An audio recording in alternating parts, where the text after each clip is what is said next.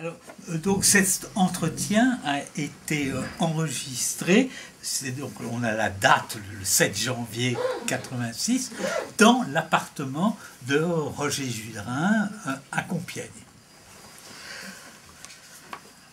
Alors, donc je commence.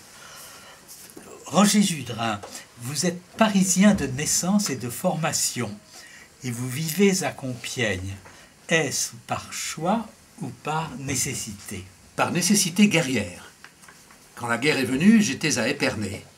On m'a envoyé au front, dans les Ardennes, puis dans la Sarre. Je me suis fait prendre avec le bataillon de chasseurs à pied auquel j'appartenais. Ces chasseurs à pied m'ont mené très loin, jusqu'en Poméranie, à Neubrandenburg, presque sur les bords de la Baltique. Je suis revenu par un hasard étonnant. J'avais plaidé pour un fou qui ne l'était sans doute pas, mais j'avais bien plaidé parce que je le croyais réellement fou. Pour me remercier, les médecins français du camp me trouvèrent une place de malade dans le train suivant, qui avait Compiègne pour destination. Compiègne que vous ne connaissiez pas? Que je ne connaissais pas. J'y fus débarrassé de ce qui me restait de vêtements et des poux qui me restaient. De retour à Paris, j'ai reçu une lettre du ministère qui me donnait un poste de professeur à Compiègne. C'est ainsi que je suis venu à Compiègne, sans l'avoir connu autrement que par le petit bout d'animaux, le dépôt d'animaux que j'y avais fait. Vous voilà donc à Compiègne à la fin de septembre 1941. Au collège de la rue d'Ulm. J'avais autrefois rêvé d'une autre rue d'Ulm à Paris. Je remplaçais un garçon qui avait été déporté et qui n'est pas revenu. Mais depuis, vous auriez pu quitter Compiègne. Pourquoi y êtes-vous resté? Parce que je suis d'humeur sédentaire, et aussi parce que je m'y plaisais. J'avais eu comme un éblouissement à la vue du parc et des avenues. J'avais l'impression d'être en vacances.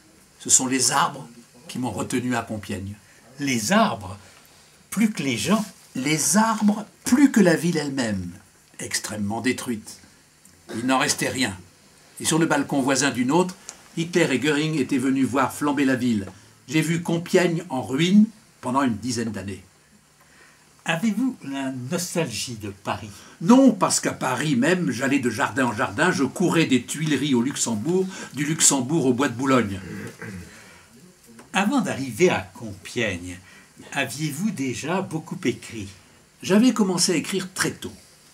Mais il est évident que de 1941 à aujourd'hui, c'est surtout à Compiègne que j'ai écrit.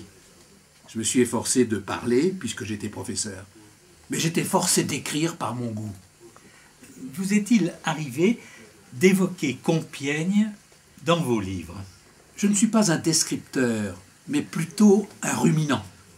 J'ai parlé de la forêt que j'aime beaucoup, mais dans des termes poétiques et lapidaires, et non de description proprement dite. Je n'ai pas l'esprit du romancier, le goût du détail. J'ai plutôt l'esprit du moraliste et du philosophe. Il me faut des pensées pour soutenir ma vue. Vivre à distance des milieux intellectuels parisiens, est-ce un avantage ou une gêne?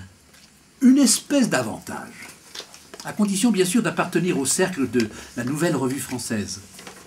Je voyais mieux les choses de plus loin. Je n'ai jamais eu le goût de la mondanité, goût ordinaire de tous les auteurs. J'ai horreur du monde. Je voulais écrire et être lu, et je m'imaginais que du fait que j'étais imprimé, je serais lu. Il ne m'intéressait pas du tout de me faire valoir. J'ai connu aux alentours de 1953 les cercles de la NRF, c'est-à-dire, par excellence, 3 personnes. Paulan, Arlan et Dominique Horry.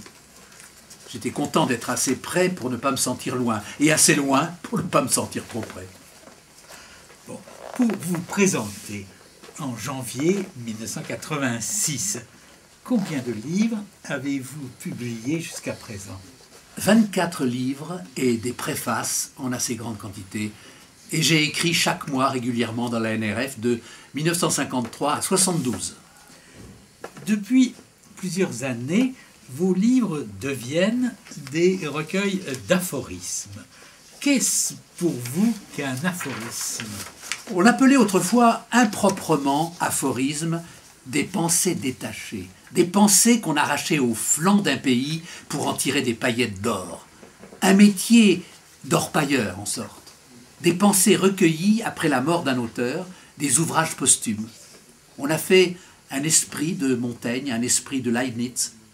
Un seul auteur a eu l'audace du contraire, La Rochefoucauld, tout en se cachant derrière comme Saint-Simon.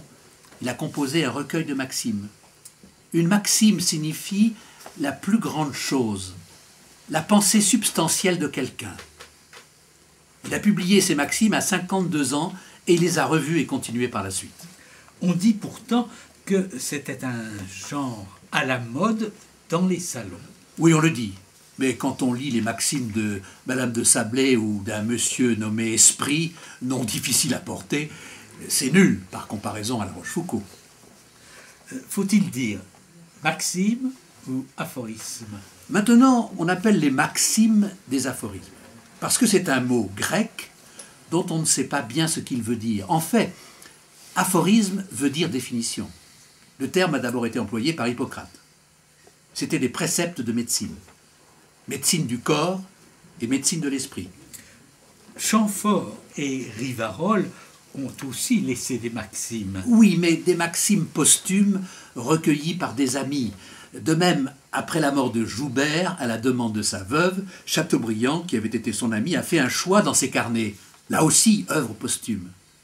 Alors, pour la première fois, dans un ouvrage qui s'appelait « Ténèbres d'or », j'ai eu l'idée d'être un mort vivant, de faire moi-même des maximes sans laisser à je ne sais qui le soin improbable de recueillir, parmi ce que j'avais écrit, des choses de moraliste. J'ai pris en charge le rôle de moraliste vivant, ce qui ne s'était plus jamais fait depuis La Rochefoucauld. Il paraît plus facile d'écrire des maximes qu'un ouvrage suivi. J'en avais parlé autrefois à Paulan, qui m'avait dit que c'était un genre terriblement difficile parce qu'il avait toutes les apparences de la facilité. On croit qu'avec des phrases inachevées, avec des idées qui vous viennent à l'esprit, qu'on peut faire un semblant de livre qui n'a pas de lien. La difficulté, c'est qu'il faut que ces phrases, qui ont l'air d'être détachées, se rattachent à une espèce de style.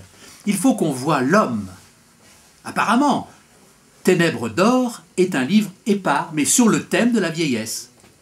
J'ai essayé depuis de mettre dans mes divers livres des éléments qui les rattachaient à un thème, mais la véritable unité est celle de l'auteur, beaucoup plus que celle de l'ouvrage. Auriez-vous pu commencer plus tôt? Il faut avoir une expérience morale de soi-même pour arriver à ce genre littéraire. On ne peut pas le pratiquer quand on est très jeune. Il requiert une expérience des gens qu'on a connus, des choses qu'on a vues. Et on donne à ces maximes une forme universelle pour épargner au lecteur une confidence importune. Votre dernier livre paru? Je viens de le recevoir hier, mais il n'est pas encore en librairie. Ça s'appelle « Mots habités ». Les mots dans lesquels on a vécu. Notre maison intérieure. Notre langage domestique. Quels sont donc les mots dans lesquels vous habitez? C'est la vie. Et donc, la mort. Surtout à l'âge où je suis. C'est aussi l'expression, puisque toute ma vie est une vie d'expression. Ceux qui vous lisent sont tout de suite frappés par votre indifférence au goût du jour. Vous souciez-vous d'être moderne? Tout homme qui vit est nécessairement moderne. Le danger de notre temps, c'est d'être trop moderne ou trop informé, car de tous côtés, on est pris par un siècle envahissant. Images, informations, idées, courant partout. Mais pour être informé, il faut une formation. Si vous n'avez pas en vous quelque chose qui retienne ce qui se dit autour, il ne se dit rien. Par conséquent, on ne peut distinguer le moderne de l'homme tout court sans les perdre l'un et l'autre. Il y a des côtés par où Homère est très jeune et le journal d'il y a 3 jours très vieux. Pour qui écrivez-vous? Si vous n'avez pas foi en l'homme, si vous ne croyez pas que les hommes seront toujours capables de lire, de s'intéresser aux choses difficiles qui vous intéressent, vous les méprisez. Et du même coup, vous vous supprimez, ou plutôt, vous êtes déjà supprimé. Donc on se dit qu'il y a des choses qu'on peut transmettre à des hommes parce que même différents de nous, ils resteront des hommes. On parie là-dessus. Si on s'imagine qu'un public est idiot, quand on lui parle, on devient idiot soi-même. Il faut donc croire à un public pour croire à soi. Cela vaut aussi pour le métier de professeur, le vôtre et le mien. Si nous nous disons « à quoi bon ?» Qu'est-ce que cela peut faire à ces enfants-là? Nous ne pouvons plus rien leur dire. Est-ce que parfois vos lecteurs vous écrivent? Ce ne sont pas les gens qu'on attend qui nous écrivent. Et on est surpris de voir la différence entre ce que les gens nous écrivent en parlant de nous et ce qu'on croit être en parlant de soi. Souvent, on me croit plus grave, plus sérieux que je ne le suis. Je suis de nature enjouée, j'aime l'impromptu. La plupart des gens imaginent que puisque je suis moraliste, mes pensées me viennent de très loin, alors qu'une pensée impromptue est une pensée qui nous vient soudain parce que nous oublions que nous y avions déjà songé. Êtes-vous un écrivain de premier jet? J'ai horreur de la reprise, de revenir sur ce que j'ai fait. Quand une chose est manquée, je l'abandonne, je ne la refais pas. Mais je suis très sensible à la musique des choses que je dis. Et donc, je les roule un peu dans mon esprit avant de me les dire exactement. Je fais donc une espèce de rature du dedans.